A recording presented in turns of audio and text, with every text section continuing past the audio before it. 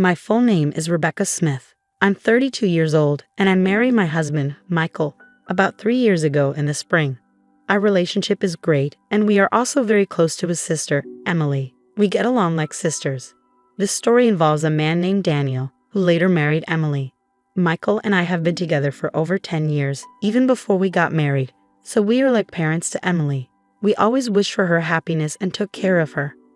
Because of this, when Emily got a marriage proposal from her fiancé, she wanted to introduce him to us, her second parents. "I want to introduce my fiancé to you both," she told us. That moment was very special for us as a couple. We felt so happy because Emily, whom we love like a daughter, was finding her partner and working towards a happy future. It was a joyful moment for both me and Michael, and our hearts were full of happiness. Finally, the day came. Emily brought Daniel, her chosen partner, to meet us. Daniel seemed to be around my age, maybe 32. He was 5 years older than Emily, which made me realize she likes older men. I watched him quietly and was impressed by his solid appearance and calm attitude. However, I noticed Daniel kept glancing at me. Did he want to say something to me? Was there something about me that bothered him? Or was it just a coincidence? These questions popped into my mind. I quickly checked my clothes and hairstyle for any issues, but found nothing wrong. Maybe realizing it was rude to stare, Daniel quickly looked away. In the end, we couldn't understand why he was watching me so closely, but Michael and I decided not to worry about it. We went on to introduce ourselves and started chatting with Emily and Daniel, who were sitting across the table from us. "Please take good care of my younger sister," was a classic phrase exchanged, and Michael responded with a smile, "Emily, I'm trusting you to him." Saying this, he'd entrusted Emily's future happiness to Daniel. This created a warm and friendly atmosphere at the gathering, easing the initial tension of our first meeting. At one point, Michael asked Daniel a question he was curious about. "Daniel, may I ask where you work?" I was very interested in his answer and listened carefully. Daniel answered proudly, puffing out his chest. "You might have heard of it. I work at TE Company, which is growing very rapidly right now." "TE Company? Is that the famous game development company?" "Yes, that's correct. I actually started working at TE Company last year, but I didn't leave my old job because I didn't like it. TE Company approached me directly because they valued my skills highly, so it's like a promotion for me. Don't worry, I didn't start as a regular employee." Hearing this surprising story, both Michael and I were amazed. I couldn't help but widen my eyes, and our gazes met. Seeing our shocked reactions, Daniel seemed satisfied that he had made an impression, and he spoke with even more pride.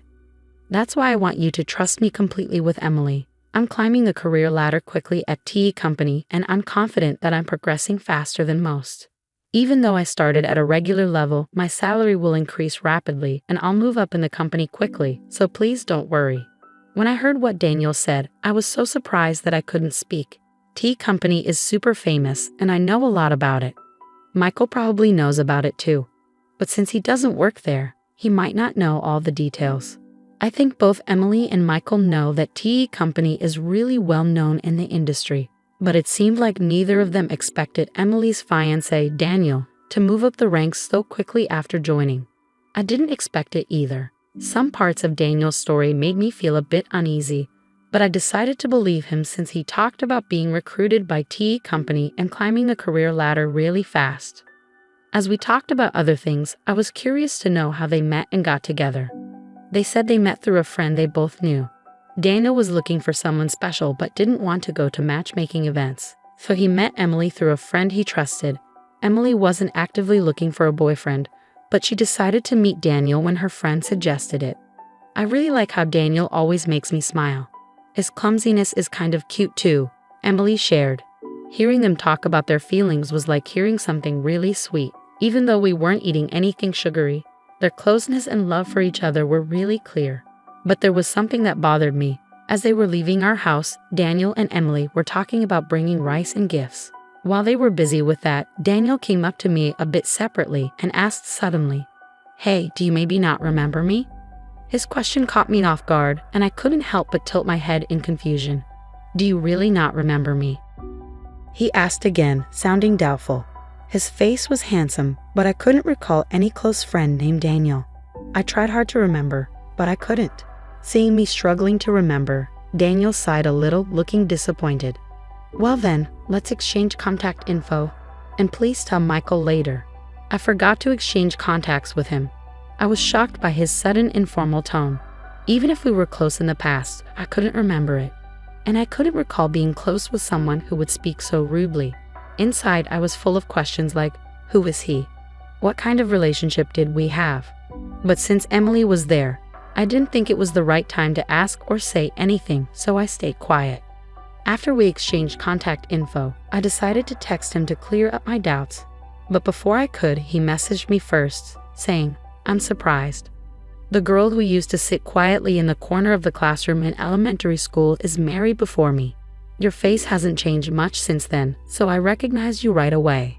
Growing up, I lived far away, and in elementary school, I was teased by many classmates. Those memories are painful, so I moved away with my family for middle school. In the new city, I met Michael, a wonderful friend, and we became close. I'd rather not think about elementary school. His words surprised me, so I asked, what do you mean? I didn't want anyone to misunderstand, so I explained that Michael was involved in our messages. We agreed that Michael would be included whenever Daniel and I needed to exchange info. I didn't share my background or reasons with Daniel. After explaining, Daniel smiled warmly and asked, do you remember being called PU girl in elementary school? The term PU girl had a specific meaning. It was used to tease me by my classmates because I was from a single-parent family. Even though we weren't really struggling financially, there was a time when other moms assumed we were just because my mom was a single parent. This rumor might have spread among the kids and led to the teasing. Because of this, and because my mom was considering taking legal action against the moms spreading rumors, I decided to move to a new place. Since then, I haven't heard that unpleasant nickname, which used to cause me so much trouble. But one day, I was surprised when a man admitted he didn't even know what the word poor meant. I calmly told him, please watch what you say. You're my sister-in-law's fiancé, and that's all. Please don't say things that don't make sense. After that, he didn't message me anymore. Maybe he took my words seriously and realized he shouldn't be rude. But watching all this, Michael seemed really uncomfortable with the way the man spoke, and his face changed quickly. What is that guy even thinking? It's like he doesn't realize he's talking to the sister-in-law of the woman he's going to marry, and bringing up stuff from elementary school and acting like nothing's changed. That's just crazy, Michael said, his anger showing. Seeing Michael so upset, I tried to calm him down, saying, take it easy, take it easy. But I was also worried, so I called my mom right away and asked her to find a class photo from my elementary school days. I wanted to see if there was a classmate named Daniel in it. Mom quickly found a boy named Daniel and said on the phone, wasn't this Daniel the one who used to bully you the most? Suddenly, I remembered everything I had forgotten. Daniel was indeed the main bully. Just to be sure, I asked Mom to send me the photo. Looking at it, he looked quite different now, bigger and chubby. That's probably why I didn't recognize him. After that, I decided to look into things further. A few months after our first meeting, I got a call from Emily, which was surprising after such a long time. Rebecca, we haven't got your RSVP for the wedding invitation yet. Are you and your husband planning to come? What wedding invitation? We were really looking forward to it, but we never got it, I told her. Emily seemed surprised and said, I definitely sent it. Maybe something went wrong. Anyway, I'll bring it to you tomorrow, she said, sounding very sincere. The next day, Michael and I got the invitation directly from Emily, and we told her we'd be there. At that point, we had no idea what would happen at the wedding or how it would affect us. No one could have guessed what was coming next. On the day of the wedding, Emily looked stunning in her pure white dress, like an angel. I congratulated her with tears in my eyes, hoping for her happiness and ours too. But Daniel, the groom, quickly soured the mood. He pointed at me, surprising all of us. Why are you here? I didn't invite you, he said, looking very displeased. It seemed like Daniel went out of his way to make sure Michael and I didn't get an invitation. This woman grew up with just her mom. When things got tough, she ran away. Maybe she had some money problems, and now she's with a rich guy thinking life will be easy. She's living in a dream, he said. Despite not knowing anything about my past, Daniel falsely accused me. Michael, sitting next to me, clenched his fist in anger. But I told him to calm down. Daniel kept making false accusations against me. I have an important job at a well-known company. Are you planning to use your connection as my sister-in-law to get money from me if I marry Emily? He asked firmly. His friends were shocked and started getting excited. They must have the same narrow view as Daniel. I went to a staff member and asked for the microphone. Daniel looked like he expected me to say something emotional and illogical, but I stayed calm and said, "It's ridiculous that you, who can't even remember the face of your own company's president, call yourself an aita. Think carefully. If you want to cut ties with me, I'll be in the president's office tomorrow. We'll go through HR procedures." After handing back the microphone, I confidently returned to my seat with a calm demeanor. Michael stood up and walked towards the exit. Soon after, Emily followed him. Seeing this, Daniel called out to her, "Wait, why are you leaving too?" "I'm just trying to end things with her." "If that's the case, there shouldn't be any problems, right?" Not fully grasping the situation, Daniel spoke to Emily, who gave him a cold look. "You really don't know Rebecca, do you? She's the CEO of Tea Company. I respect and deeply admire her. I can't forgive you for insulting her. I'm ending this engagement right now. You've ruined such an important day. Be prepared." Shocked by Emily's firm words, Daniel was taken aback. Emily talked to the venue staff and removed her wedding dress. She told the guests that the banquet was over, and the wedding would now be a simple meal gathering. She made it clear that this wouldn't happen again and firmly blamed Daniel for the breakup. The next day, as I had promised, I calmly waited for him in the president's office. Two big, muscular employees stood beside me, ready to act if he tried anything during our talk. When he came in, he seemed confident at first, but that soon changed. He sat down and looked tense. His behavior, coming in without permission and not even greeting, was rude. It was clear he didn't understand the basic rules of the company. "No way. I can't believe you're really the president. This is unbelievable," he said. "If you did a little research, you'd find the president's info on our website. Didn't you check before coming?" I asked. "Well, there were some things." He trailed off. It seemed he hadn't taken my words seriously or bothered to find out the truth. Maybe he thought I was joking or lying in front of all those guests. I told him, "I'm considering terminating your contract." "What? You can't make such a quick decision over a small misunderstanding. I'll talk to the Labor Standards Inspection Office." He tried to persuade me carefully, but I calmly put a copy of his resume in front of him. "You lied about your education here, didn't you? And you claim to have skills you don't actually have, like Excel and video editing. Is that true?" "Well, about that," he started. "Falsifying information and providing false reports are valid reasons for us to terminate an employment contract," I told him directly. He looked surprised at my statement.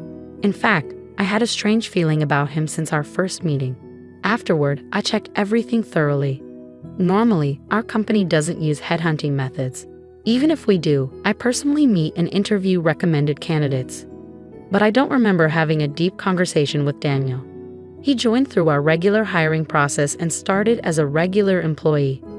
He claimed to be aiming for promotion and said he was skilled with certain software, but he actually wasn't. That's why he never got promoted. His self-assessment was very high, and I found that suspicious, so I looked into his attitude. He was lazy at work and seemed content just to be part of the company. I tried to help him improve, but he didn't change. Now that he's broken off his engagement with Emily, there's nothing special between us. He continues to act unpleasantly, making me uncomfortable, so I see no reason to be lenient with him. I promptly asked Daniel to leave the company. Since he had only been with us for less than 6 months, there was no need to consider severance pay or handing over specific duties over such a short time. "Can't you help me out, as an old friend?" he pleaded. But I coldly replied, "I don't see any reason to continue our relationship," and arranged for other staff to handle his immediate departure. It seems he was hoping for financial help from his father, but because of the outrageous rumors he spread, that didn't happen. There's a past incident where my mother sued for defamation, and Daniel's mother was the victim. My father paid compensation for damages once before. Faced with a similar situation with his son demanding compensation, my father likely reached his limit, stopped providing financial support, and cut ties with him completely. Afterward, Daniel took care of his elderly mother while being pursued for compensation. Eventually, he vanished, seemingly taken away by people in all black clothing, and nobody knows where he is now. Someone might eventually come forward with information about his whereabouts, but I have no plans to actively search for him. Initially, Emily was deeply hurt when she learned about her fiancé's background. But time heals, and about 6 months have passed. She's starting to see it positively, saying it's probably best we didn't get married. Lately, her smile has returned, and she's even looking for a new partner. Seeing her happier again, Michael and I are truly relieved. They're even talking about having children now.